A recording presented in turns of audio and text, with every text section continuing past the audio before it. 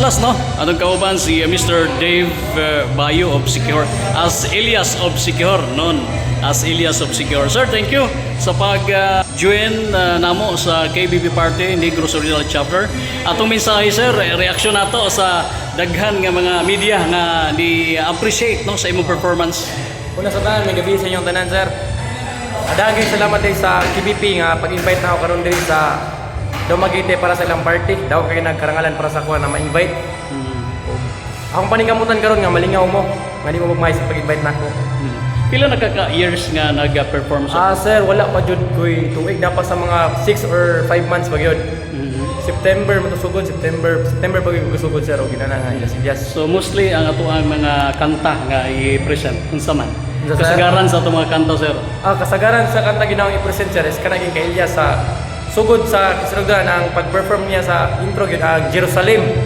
Sunod sa Tatay ug kanay mga ubang pagkanta, sir, kanang sa Bakadiri ug Bolivia's Redeem kanang sikat yung mga kanta. So na kay Facebook page? O na, sir. So sa ganun mo lang to sa video karon nga sa pag-perform na ko diri sa KBP is i-search ra nyo ang Dave Ariel Yabo muna siya akong Facebook profile. Okay, so salamat.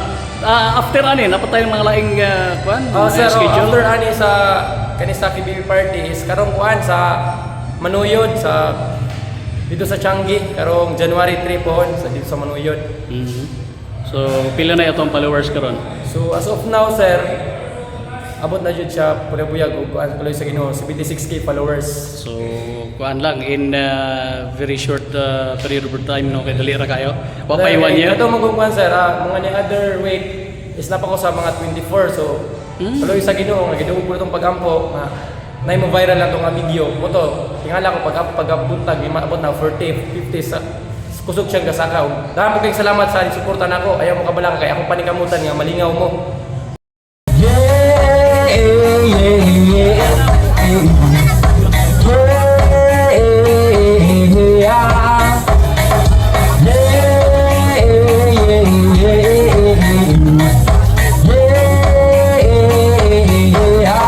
Ug sa mga basher nako diya usa ray may istorya nako ninyo. Amping mo na God bless yung tanan. I love you all.